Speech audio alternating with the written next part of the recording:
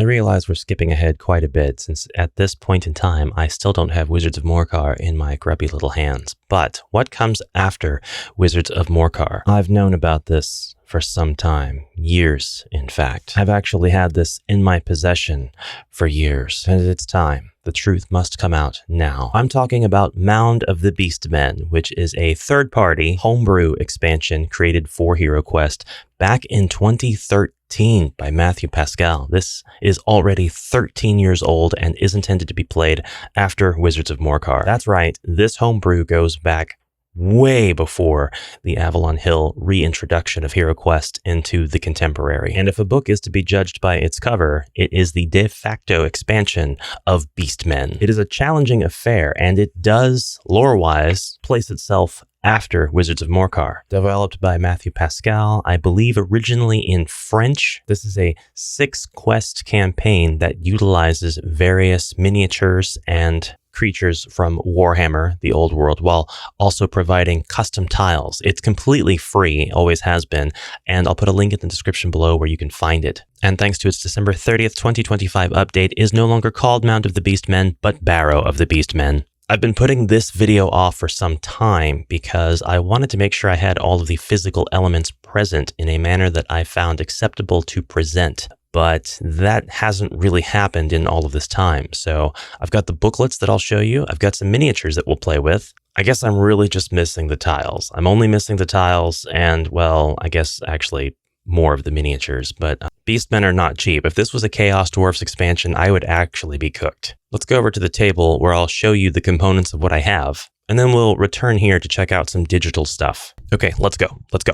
HeroQuest, Mound of the Beastmen, consists of the quest book itself as well as the compendium, which is a first for HeroQuest homebrew, at least published, at least as far as I know. The contents of the compendium are completely optional, but they do add immersion and lore to your sessions. For example, for the first quest, The Forest of Shadows, we have all of these passages marked 1 through 4 and instructions on when to read them. As Zargon or Morcar, it would be a good idea to read through the current quest's texts in the compendium before starting, so you have a good idea of when to draw upon these immersive passages. I'm sorry, are you distracted by my HeroQuest Chaos Beastmen box? Worry not, it is actually a clever ruse. This is a 3D printed logo. Provided by Ribby at Gen Con, so shout out to Ribby.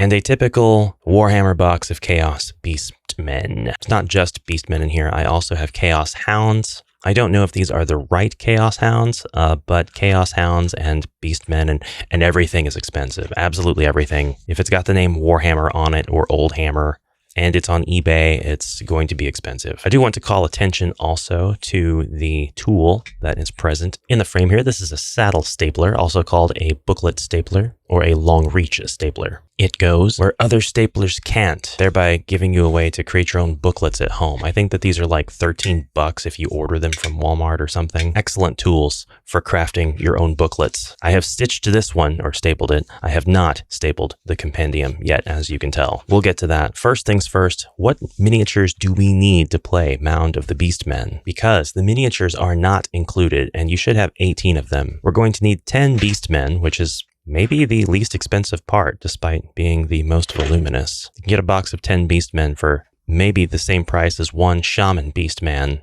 and 1 Beast Lord, and 6 Chaos Hounds. Oh, I don't think I have a whole 6 Chaos Hounds in here. Disclaimer, I did not paint these. They came painted. I've been keeping these guys in their box, not adding them to my HeroQuest master set, not until I had made this video. Why is your halberd bent? How does that happen? Can you guys please unlock your axes? There we go. You're beast friends, not beast lovers. I guess I shouldn't judge when you're alone in a box with other beastmen for that long. Who knows what kind of antics you'll get up to. The classic Warhammer pose, they are facing diagonally on their square base, which has always drove me nuts. I may go ahead and take these guys off their bases and kit bash them onto some classic bases for my classic collection. Fist bump, boop. In this new expansion, Mound of the Beastmen, our intrepid heroes are launched in pursuit of the Black Stone, a powerful artifact stolen by the forces of Morcar, hidden in the depths of the Mound. The Black Stone holds a wealth of powerful mysteries. Will our heroes be able to find it before Morcar does? I know I'm going to get the question, can you play this with the new HeroQuest? And the answer is absolutely yes. It will be probably more difficult. In fact, definitely more difficult. Since they're referring to Morcar in the book and not Zargon, it means that they're following the EU rule set, which means that most of the monsters have one body point. And with most of the monsters having one body point, they're going to expect you to kind of just breeze through a lot of the standard monsters from the game system, whereas some of them will actually give you trouble in the US and contemporary rule set. So that being the case, the difficulty might be dialed up a little bit, but if you have brought a party of heroes through Wizards of Morcar,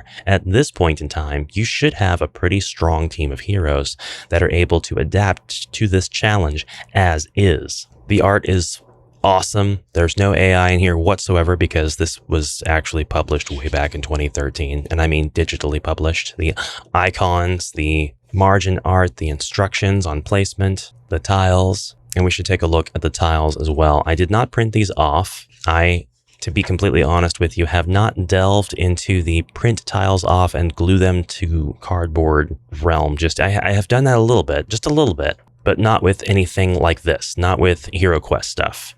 But I do have some proxy tiles that we can use to pretend that I did print off the Beastman tiles. Anyway. The download should come with one punched sheet comprising one herdstone piece, one runic room tile, one pit trap marker, one hall of storms tile, 6 outdoor tiles, 3 lever markers, 4 rune trap markers, and 4 tomb markers. I also want it pointed out that this is the expansion that uses the 4 orange combat dice, the only expansion to date, I believe, to use different colored dice and really expanding the concept of what combat dice could be capable of as far as potential. So if you have a copy of Nehecaron's power dice, you'll be able to select one of those dice for use with this. I don't think it's the orange set. Someone kind can elect to remind me once again which set they are, but I think it's a different set. I think Nehecaron has made his orange dice different than the German orange dice, the original dice that were the colored dice for homebrew HeroQuest stuff such as this. And it might just be the orange that are different, but anyways, the new tiles would be the runic room, in which the Beastmen shamans often perform evil magic in the depths of the Mound and leave their unfinished experiments. When the first hero enters a runic room, his presence causes 2 creatures to arise in the center of the room. Morcar should randomly draw 2 cards from the monster card deck. The runic room can be triggered once. Next up is the pit room, dug by the skillful Beastmen hunters. This large pit must be jumped across. To cross the pit, a hero must roll 1 combat die. On a skull, the hero falls into the pit, and a Beastman immediately appears on a square adjacent to the pit and attacks. The hero defends with 1 less combat die as a result of being in the pit. On any shield, the hero has successfully jumped over the pit. That's on any shield, so you have a 50-50 chance of doing this long jump. And notice how the tiles are masterfully halved and halved. So you basically have, I'm not really quite sure if they intend for you to have these 8 squares all be treated as pit, or if you just have the center 4 or the center 2. I would say the center 4, but without anything clarifying that, and I think it's open to interpretation. The walls of the pit take up roughly half a tile on each side, giving you 1 full tile width in the center. The Hall of Storms is the next room. This room has 3 sets of lightning orbs that block the hero's path with 3 levels of squares between them, marked 1, 2, and 3. Every time a hero moves onto a square marked 1, 2, or 3, he must roll 1 combat die. On a skull or white shield, the orbs do nothing. The hero advances to the next level square and rolls 1 combat die again. On a black shield, the hero is struck by lightning. He loses 1 body point and is thrown back to the next lower marked square, ending his turn. If the hero begins his turn on a square marked 1, 2, or 3, he does not have to roll for movement, but starts with the roll for advancing to the next level. Finally, we have the outdoor tiles. These tiles represent the Forest of Shadows. They have no special rules or interactions and are meant to be decorative and immersive only. That's very important. That's awesome. Levers. Some important areas in the Mound are closed and can only be opened by finding and using a lever. To activate a lever, a hero only has to walk onto the square containing the lever marker. And herdstones. The herdstones are large monoliths decorated with runes and the skulls of fallen enemies. These stones are worshipped by the Beastmen, and they place all manner of offerings to the gods at the base of these stones, like powerful artifacts. Lucky heroes may be able to find those precious artifacts among the offerings, but the Beastmen do not take kindly to those who would steal their treasures. It's It's like the Beastmen's Christmas tree. Leave it alone. Oh, herdstone, how skullish is your offering? There are new rules. By the way, I don't want to be disrespectful, but I did completely skip the intro text.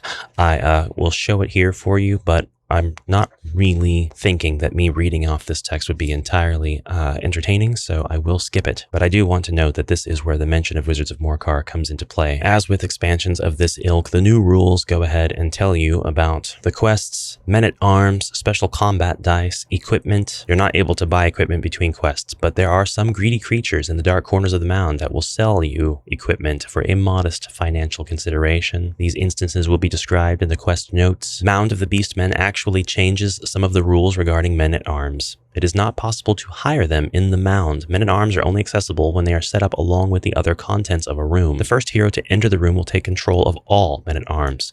He will take the corresponding men-at-arms figure and card and keep them until either of them is killed or the player decides to give the man-at-arms to any other hero player whose figure is in the same room as the man-at-arms figure at that point. So if you had your man-at-arms figure and a player in this room and they really needed help because they were about to venture into a room with a bunch of other monsters, you would have your men-at-arms simply travel to this room, and as soon as they step foot in it, well, I guess I would go ahead and have you complete your movement next to the hero just for maximum efficiency. You could then transfer control of this man-at-arms. Hey, go tell the dwarf he's a loser, and then tell him you work for him. I don't want to do that. I control you. Do it. You're a loser. What? By Odin's beard, I will slay you. I now work for you. What? By Odin's beard. Tell the elf he's a big... Alright, so what's so special about the Beastmen? Well, this expansion instructs you to have 10 of them, first of all. That's the biggest number of any single HeroQuest mob enemy in any expansion or game. There's not 10 of anything anywhere by default. You know, that's not really a true statement. There are some encounters in Keller's Keep and Return of the Witchlord where you may use more than 10 total enemies for that given quest. Enemies of the same type, that is. I think that claim to fame goes chiefly to the orcs. I really don't think there are many instances where you are going to encounter this number of Famir or abominations in any given quest. So I would say the orcs and goblins have had this as a precedent, although I can't really think of what quest it would be in specifically. But 10 Beastmen for this expansion gives a lot of potential for high challenge in just 6 quests, especially with their stats, because these Beastmen attack and defend with 3 dice. Pretty crazy. They do move only 5 squares, though. They do only have 1 body point and 3 mind points, so it is going to be your bog standard typical HeroQuest enemy, maybe just a step above an orc in terms of danger level. I think that these are really, really good stats to have for a mob enemy like this, one that can be encountered in groups this large. It means that when it's the hero's turn, they do have the potential to come in and slay up to 4 enemies if you don't count any special attacks like Whirlwind or any abilities that affect more than 1 monster at a time. You have to remember that stuff didn't really exist, rules as written, when this came out. This, which is homebrew. So actually, the point's kind of moot. You could have just homebrewed your heroes or have them come in and acquire those. Never mind any of that. The Shamans move 6 squares. They attack with 2 dice. They defend with 4, but they still only have 1 body point and 5 mind points. Beastmen Shamans, which I don't have a miniature to represent here, have their own set of spells and may use them in the same manner as the elf and wizard. The Shamans should randomly draw 3 shaman spells from the set of 6. Certain very powerful shamans may have access to all 6 spells. They may cast one of their spells, and each turn, instead of attacking, each spell can only be used once. If all spells are used up, they may continue to attack and defend normally. And with 2 attack dice and 4 defend, it is going to be a pretty formidable enemy, even if they don't have any spells. Before we read off the other 2 stats, what spells would those be, you ask? Here are the outdoor tiles. Here are the levers. We've got 3 lever tiles, so it looks like we'll have some pretty intensive quests where you have to find these to do things like properly open doors, I would say. Violent scene. We have our lightning room. We have our lightning tiles, which I think are an awesome touch. I mean, I already thought it was obvious what this room was going to do and how it was going to operate once I read the rules, of course. The visuals all made sense, but this just really compacts the visuals and lets you understand exactly what is going to happen. The room is going to go zap. These are such pretty tiles. There was such a good amount of effort put into them. The large pit room actually looks really nice. I don't mind that there's not tile indicators in the pit itself, and I could see this as being further open to interpretation, that this could be just treated as 1 tile. I mean, you're in the pit, and no matter where a monster is on the left or right, all 8 of these tiles, you might be in danger. But of course, I would probably rule it where you have to be kind of adjacent, or what would be considered adjacent to that monster to be in danger. The tombs you might already be able to proxy if you have like tiles from an existing expansion. Let us go ahead and look at the 6 Shaman spells, which would be Chain Lightning. The Shaman casts a lightning strike that can hurt up to 3 players in his line of sight. The first player who gets hit will be attacked by 3 combat dice, the second by 2, and the third by 1. The Shield of Thorns. This curse allows the Shaman to roll 2 extra defense dice if he is attacked. I love this illustration very much. This is a very 90s illustration. Additionally, for each hit defended by the Shaman, the attacker suffers 1 body point of damage. This curse remains active until the Shaman suffers a body point of damage. Discard after use. Spirit Walk. The Shaman transforms himself into a breeze of air, becoming invisible to the players during his next turn. He may move up to 12 squares, including squares occupied by players or monsters. Discard after use. Master of the Pack. The Shaman summons 2 Chaos Hounds and places them in his line of sight. They can move and attack immediately. Discard after use. Dread Totem. The Shaman places a totem of bones that scares all the players in the same room. For their next 3 turns, the players will attack and defend with 1 die less. Discard after use. And Swallowing Toad. This curse allows the Shaman to summon a giant toad that swallows any one player in his line of sight. This player is now prisoner. To free himself, he must fight the toad from its insides by rolling 2 combat dice. The toad defends with 3 combat dice. If the toad suffers damage, the player frees himself. Discard after use. This is one of the most creative spell cards in the existence of this game, homebrew or otherwise. We have some really awesome artifacts as well, including the Hand of Zanbar Bone, the Crown of Insight, the Ashgore's Valor, and the Bone Mangler. Of important note, Ashgore's Valor does not say that it can't be equipped by the wizard, and we already do have that disclaimer on other cards. So it looks like the wizard can get a set of really creepy armor, as well as the Hand of Zanbar Bone, and actually the Crown of Insight. Although the Crown of Insight looks to be much a borrowed power artifact, meaning it has a high utility in this expansion. Otherwise, it just allows you to increase your starting mind points by 1. It does say as long as it's in your possession. It doesn't say you have to wear it, so that's interesting. Cards are beautifully illustrated. I mean, these are so cool. They really invoke the classic HeroQuest feel. The poses, the style, the coloration, everything here is so nice to look at. Our Chaos Hound looks awesome too. I didn't know that they looked quite that cool. They have attack and defend of 2 dice, 1 body, 2 mind. Definitely not as dangerous as the giant wolves from Mage of the Mirror.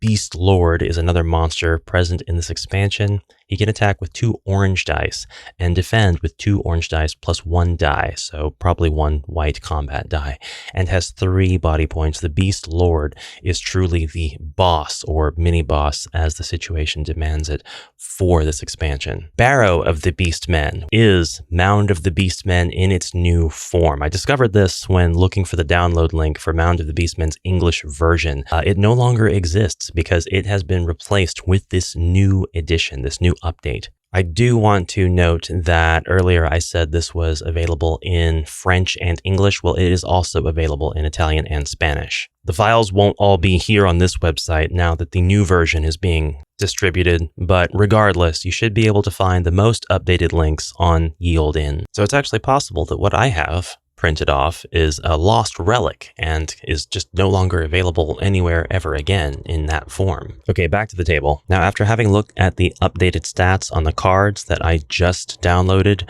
nothing's changed in the last 13 years for our monsters, it looks like, so all of that is safe. It's possible that what I read to you may now be inclusive of terminology or mechanics that are outdated and have since been replaced. Let this video highlight the Mound of the Beastmen in its original format, and we will take a look at the first quest from the book so that we don't spoil the experience. I would do more than 1 quest, but if there are only going to be 8 quests, then a second quest is kind of like spoiling 25% of the whole, so I don't really want to do that. Yeah, 8 for the new version, 6 for the old version. It would be even worse if we still only had 6 quests. I would only want to show you 1 quest because spoiling 2 of them is spoiling a whole 33% of the contents. Look Upon Ye, the Forest of Shadows. This inaugural quest for this expansion uses a lot of the outdoor tiles to get you used to the fresh air, the green grass, red roses. It lets you think to yourself, what a wonderful world, before plunging you into a never-ending abyss of dungeon wall, stone-bloodied floors, and traps meant to ensnare the Chaos Hounds. You do still have doors out in the outdoors. Don't ask me how that works. There are still walls, there are still doors. But you'll actually begin this quest in the clearing on the spaces adjacent to the X here. So place your heroes and begin. We don't have any compendium notes here yet, so your heroes are free to explore, and as they do so, they may travel north, where they will fight 2 goblins and find 1 men-at-arms. If the goblins in this area are killed, the Imperial Guardsmen will loyally follow the hero who first entered the room. That player should take the corresponding men-at-arms card. And then we have the symbol to read Quest Note 1 in the compendium. But before that, let us introduce the Forest of Shadows. By some miracle, you have survived, but many of your comrades were not so lucky. The rapid defeat of your escort of Imperial Guards leads you to believe this is more than the work of some group of petty brigands. Perhaps some darker demonic forces have been at work. Arise, heroes, for you must set about the task of finding survivors. May you survive long enough in the Forest of Shadows. Compendium Note 1 reads, after you have laid out all the contents of the room, you break through into a dark grove. The creepy cold and spine-chilling night sounds resigning here do nothing to assure you, so you tread these paths very carefully. All of a sudden, a cry of dread ripples this morbid tranquility. In secrecy, you approach the source of that scream, meandering through the trunks of gnarled trees until you find an injured Imperial Guardsman desperately fighting off 2 goblin brigands. After the goblin brigands have been defeated, the Imperial Guardsman, breathlessly wheezing, explains to you that he has survived the assault on the trail by feigning death. After the creatures had left, he looked to search the battlefield for other survivors, but suddenly was confronted with the goblin brigands come to graze the sparse remains of the trail, and that he was quickly brought to bay between the trees. He then tells you there must be other survivors hiding scattered in the woods, and that he must continue his search. Before I continue, I want to offer my highest praises to both the author of this text and to the translators, because I know this wasn't originally in English. The English is perfect, and it is actually poetic. It reads like a good fantasy novel. I have to imagine the authorship was maintained in the translation and that the source material was equally good and sounded equally good in its original tongue. But translating such a thing is no easy feat, so just props to everybody involved with that. Good job, good job. This is some of the best writing I've seen for a HeroQuest homebrew. This quest continues with the heroes discovering the first Chaos Hound trap. These things just ensnare you for 1 body point and then they're removed from the board, or you can discover them and then you can go ahead and remove them from the board. And it does say once discovered or triggered, you don't have to disarm it. It does actually say explicitly that you don't have to take any special action to disarm it. So the hero actually points it out and then you guys just step over it. I like that, and I think that nothing has been done since in that regard as far as published works. It's nice to have a trap that is easy for all heroes to kind of navigate. You just have to discover it. Next up, we have a couple more bloodthirsty goblins. Our first Chaos Hound. Looks like the trap was a good foreshadowing. And then the next quest note, as well as the next compendium note. Morcar should tell the heroes that this area contains a stone pedestal decorated with bones, which has a depression that appears to have once held something. If a hero places the bone statue from C onto the pedestal, a fine bluish mist will surround it, revealing a casket. The casket contains a potion of magical resistance and a potion of healing that will restore up to 4 lost body points when consumed. I can't wait to read this compendium note, though. After you lay out the contents of the room, you find yourselves in a glade lit partially by the pale yellow light of the full moon. A thin azure haze wavers gently over the floors, lending its enchanting aura to the clearing. A monolith of solid stone, dressed with skulls and bones, emerges from the soil. Just as you are examining this strange pillar and conclude it must be a water well, the ground begins to swarm alive around your feet. With an otherworldly clatter, the earth beneath you retches and spits out piles and tides of decrepit skulls and bones. You must now face a fearsome host of skeletons. Just give me compendiums for all of the I want the person who wrote this to write compendiums for all of the existing expansions. And then just tell me where to place the compendium notes on the map, and I will read them every time. My goodness, that's so fun. We defeat these bonies and then go right, avoiding 2 more traps, and then we find our notes for A, the Imperial Guardsman here, loyally following the hero who first entered the room. If we come outside, we can read Quest Note D. The last player to pass through this door causes a stone block to fall from the ceiling. The door must be removed from the board. Excellent. And Quest Note C here around the corner. The first hero to search for treasure in this area will find a bone statue and 75 gold coins wrapped in loose rags in the skeleton's remains. This statue is needed to discover the treasure in B. Upon passing through this door, we discover Quest Note E. The first hero to search for treasure finds an old ring in the bottom of the tomb. It is worth 100 gold coins. We have 2 skeletons to fight, and Compendium Note 3. You push and shove aside thin branches full of leaves to find a hidden door of stone. Although locked and sealed, it does not resist your efforts for long before it budges open. You enter a gloomy room that contains, to your fondness, the ancient tomb of a renowned warrior from time immemorial. At its sides, 2 upright caskets have been sculpted in the walls. Almost unavoidably, your very presence has disturbed this place's peace, and the caskets start to stir. 2 skeletons free themselves from within, humorless grins and sightless sockets fixed on you. I'm sure it's fine. I'm sure they just want to play a game. We move eastward, discovering our first tomb, which is uneventful. We've got some other undeads and another tomb to discover here before traveling along the east corridor, avoiding another Chaos Hound trap and a pit, finally making it to Compendium Note 4. And this is our first encounter with a Beastman, properly starting off this expansion with a fantastic first quest. We simply read Compendium Note 4. Before you discover a decrepit door of molded wood, and under it you can see a warm light pulsing. Listening in vain for treacherous sounds, you open the door just a gap, causing its rusted hinges to creak and groan. Belatedly, you realize that 3 pairs of eyes are glaring at you from the other end of the room. A bulky figure, part human, part bestial, holds fast on chains a pair of enormous Chaos Hounds barking savagely at you. Surprised by your presence, the Beastman slavers and bellows before he lets the hounds loose. If you manage to survive this onslaught, and I have full faith that you will absolutely crush your enemies, we will read the last Compendium Note. You watch the bloody creature lying at your feet. Its presence in the vast tomb rather flabbergasts you, as the Beastmen are not known to thrive in such confined spaces. An old door in the opposite side of the room arouses your curiosity, and you wonder why, of all things, this particular door was guarded so well. Of course, there is no other way left out of the Forest of Shadows, as the path back is now forever blocked by the cave-in caused by yourselves.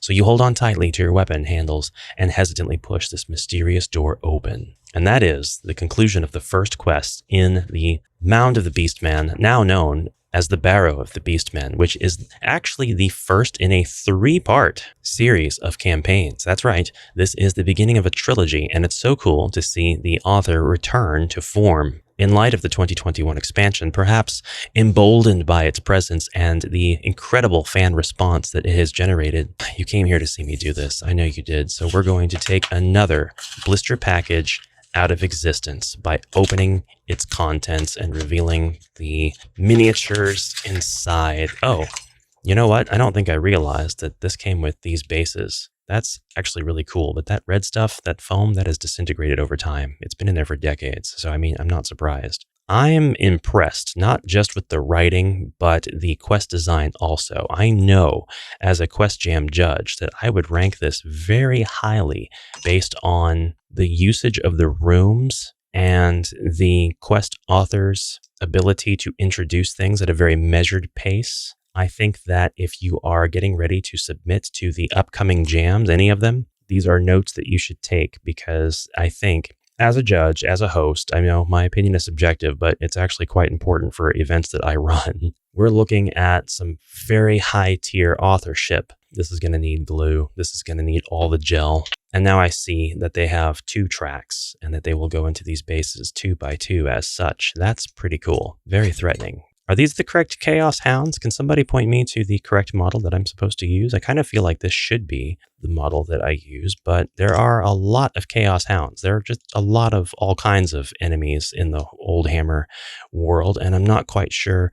Whoops, goodbye, onto the floor it goes. Which I'm supposed to use, but I mean, that's okay. I'm not particularly offended by that. I can get more models. These guys look so cool. I can't believe I've never opened them before. The sculpts on them. I love old hammer sculpts. I love old hammer sculpts. I'm here to judge quests, and I give that one a 10 out of 10, and I can't wait to see more of the author's work out there in the world of homebrew. This would definitely be an expansion that, if I had the means to print myself off a very nice looking box in the style of the old expansions, I would do so. There's also, I believe, a completed project on Ye Olde Inn that takes the contents of this and updates it to the 2021. So you might be able to find a list of miniatures to source, or they might be using that one terrible 3D print service that will not be named here. This is an absolute mess. It is terrible up here now. Like this is vacuum territory. Brave Heroes, thank you so much for your kind attention today. I do hope that it's been worth your while. I know this was a bit of a long video. I do apologize also for the